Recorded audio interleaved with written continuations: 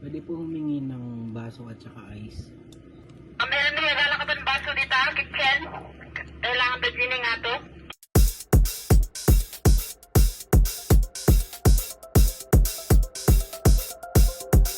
Panibagong araw, panibagong pag-asa. At ngayong araw nga ay pupuntahan naman natin ang Yalida Farms and Adventures. Matatagpuan yan sa Paracelis Mountain Province. Hindi naman yan ganun kalayo. Humigit kumulang lang ng 2 oras yung biyahe. Nag-message nga ako sa Facebook page nila pero walang nagre-reply sa akin.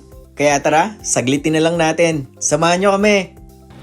Ay, tagal ni Gary. Hinihintay ko na lang si Gary. Baka diretso na.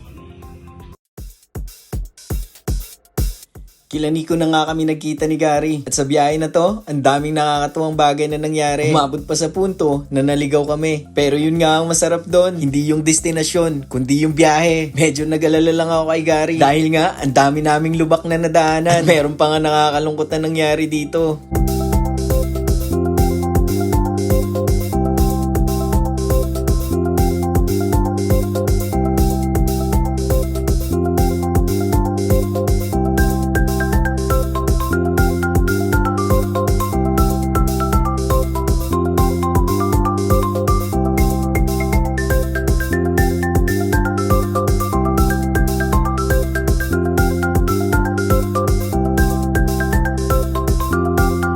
At pagkatapos nga ng mahaba-habang lubak na daan, at marating ang tuktok ng bundok, mapapahinto ka talaga.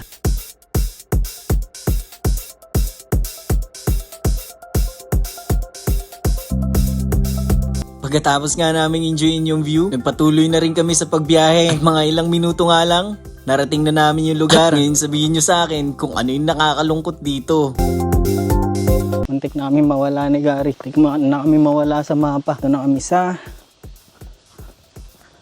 Yalida Farm and Adventure. Nice. Nice one. May unggoy pa sila dito. Ayun o. Mga tapay. Kaya mo na kami. Ha? Tanan? Hello po.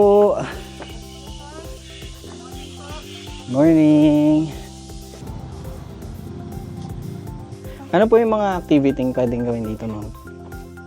Ako sir, zipline at ATV ko pero zipline namin. Ay, ganon? Sayang. Close daw yung zipline. Yung zipline namin kasi nakan ko yung daan na umulan sir. Ay, nasira yung daanan. Sige. ATV po, pwede. Walang guides. Walang guide. So, wala tayong pwedeng gawin dito. Kaya Ngayon. lang sir. Sayang naman. Balik na lang po. Opo. Naligaw pa kami. Diyan kami sa bundok dumaan kasi galing kami ng Santiago. Dumaan kami sa Ambatali, sa Ramon. Salamat po. Diretso na lang kami doon. Sayang. So unfortunately, ngayon walang zipline and wala ring ATV. So ang gagawin namin, kakain na lang kami. Yan lang pwede namin magawa ngayon. Pero sobrang ganda dito. Let's go. Yung. Saan ba? Oo nga, no? Oh, may ilog din, no? Oh. Nasira yung daan. Ibig sabihin, pag gumuho siya. Ayun, no? Yung sa gilid po, ano? Oo nga, papunta dun. Nice.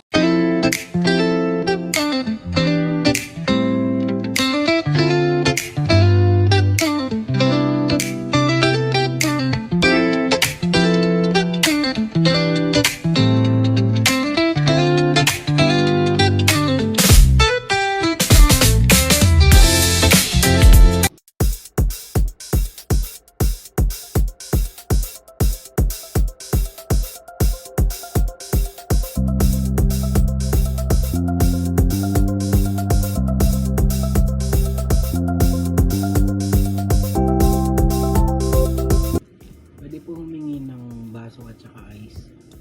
Meron din regala ka ng baso dito, kitchen. Kailangan ba din nga to? Pagkatapos nga namin kumain ni Gary, nagpahinga nga lang kami saglit at umuwi na rin kami. Dito na kami dumaan sa Rojas Isabela. Mas mabilis at konkreto yung daan. Nagpaalam na nga si Gary pagdating namin ng San Mateo. Maraming salamat sa panonood nyo. Ride safe, keep safe. Yun lang.